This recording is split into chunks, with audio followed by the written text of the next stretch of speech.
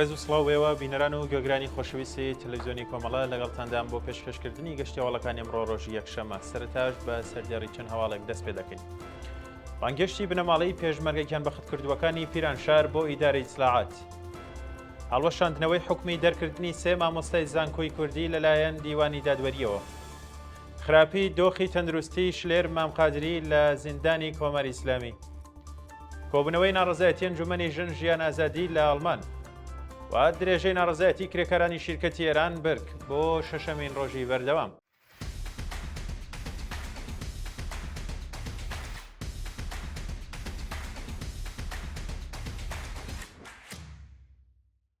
بانگشتی بنەماڵەی پێشمەرگە گیان بە خەتکردوەکانی پیرانشار بۆ ئیدارەی ئیسلاحات ڕۆژی ڕابردوو و پاش تێپەڕبوونی 4 ڕۆژ بەسەر گیان بە خەتکردنی 6 پێشمەرگەی حیزبی دیموکراتی کوردستانی ئێران لە تێگەڵچوون لەگەڵ هێزەکانی سوپای پاسداران ژمارەیەک لە بنەماڵەی گیان بە خەتکردوان لە پیرانشار بانگشتی ئیدارەی ئیسلاحاتی هەوشارە کران.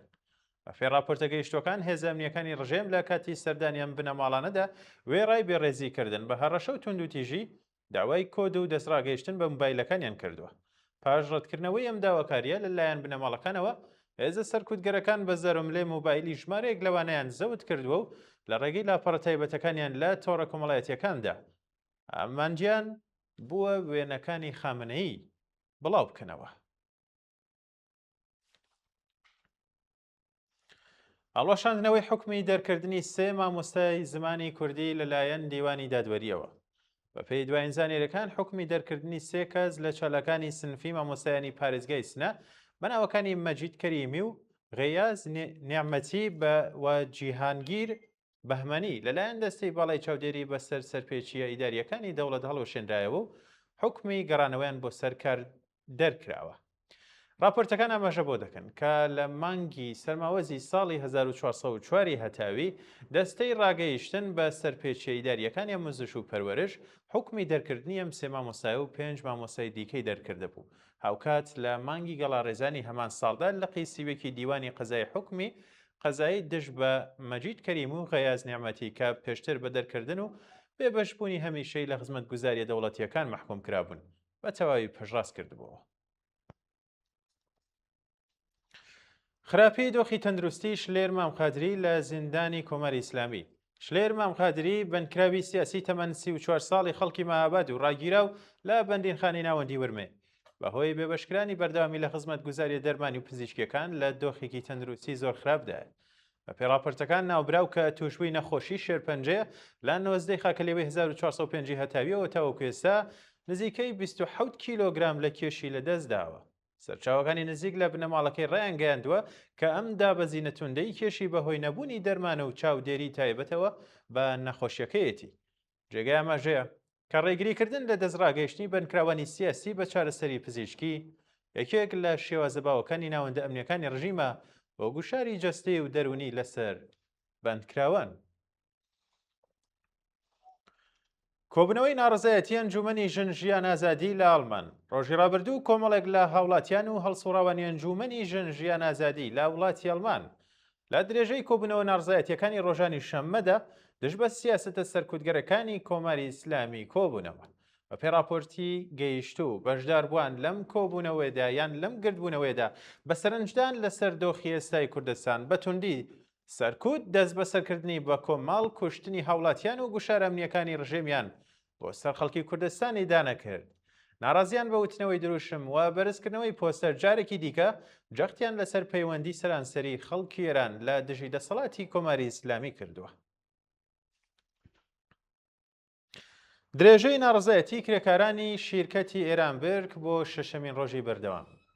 بەیانی یەکشەمە 14 پوشپەڕ کرێکارانی شاغڵ لە شیرکەتی ئێران برگ دژ بە خراپەی دۆخی ژیان و مایشەتیان کۆبوونەوە.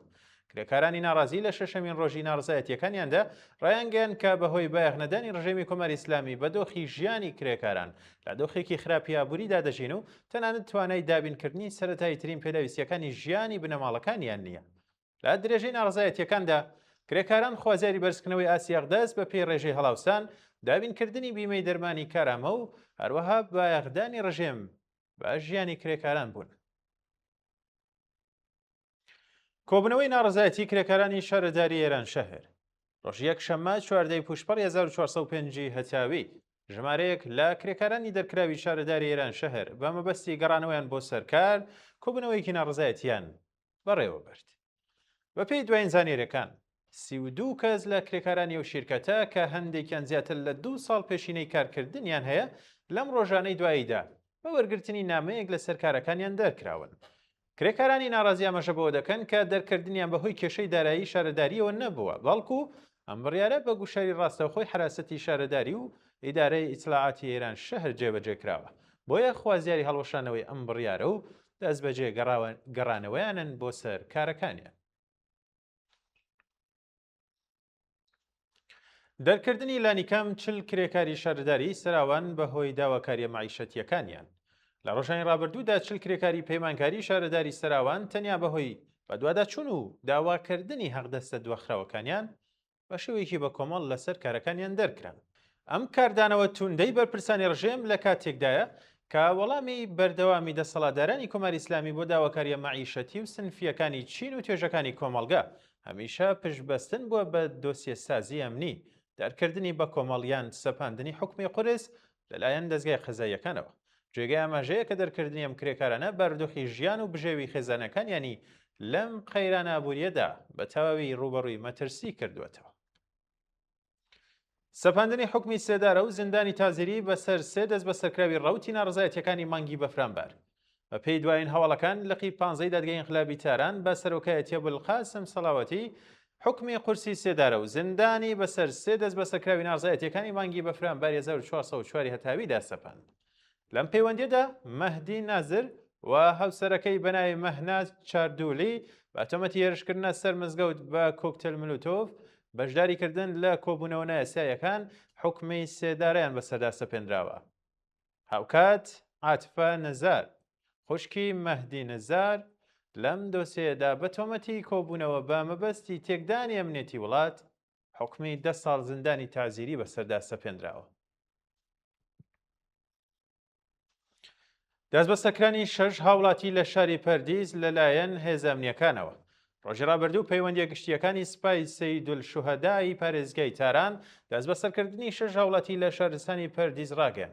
ناوەندە ئەمنیەکانی سوپای پازاران هۆکاری دەست بە سەرکردنی ئەم هاوڵاتیان بۆ پەیوەندی لەگەڵ تۆڕە دژبەرەکانی دەرەوەی وڵات، ناردنی ناوەڕۆک واڵ و گۆڕی هەواڵ لەگەڵ ئەم تۆڕانە بە مەبەستی تێکدانی بیرروڕای گشتی ڕاگەیاندووە.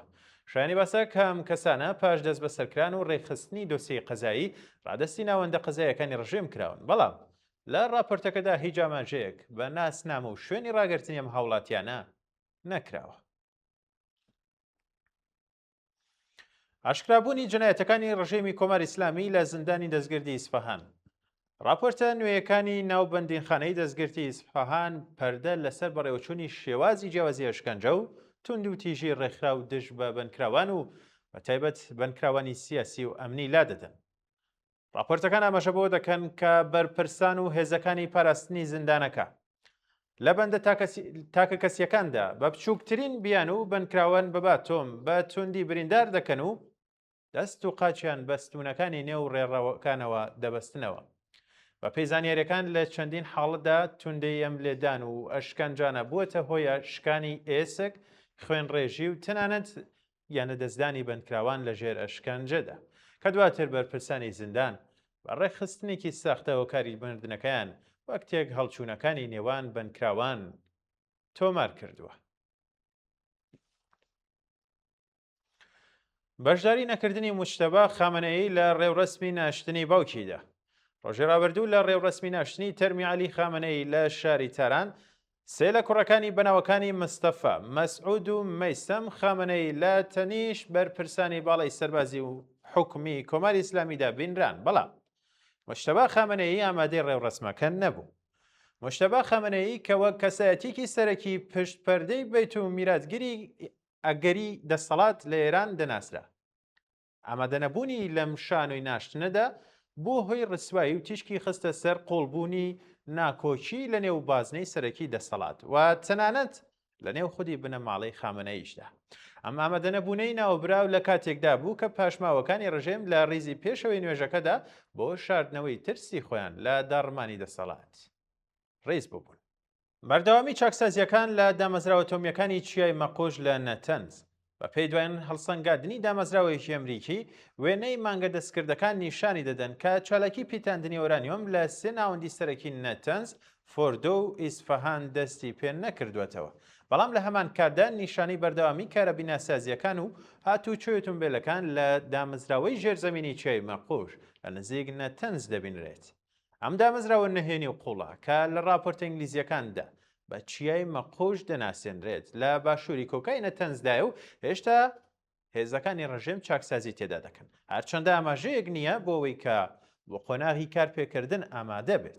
جێگای ئاماژەیە لە نەتەنز بەشێکی زۆری کۆگاکە هێشتا وێرانە و لە فۆردۆش چوونە ژوورەوەی تونێلەکان بە بربەستی خۆڵ و بەرد گیراون کە بە پێی شرۆڤەکان ئامانجلەی خاوێنکردنەوەی هەر جۆرە هێرشێکی ئەگەریە. بەڵێ بینەران و گوێگرانی خۆشەویست، گەشتی هەواڵەکانم پێشکەشکردن کات و ساتێکی باش بۆ هەموو لایتان.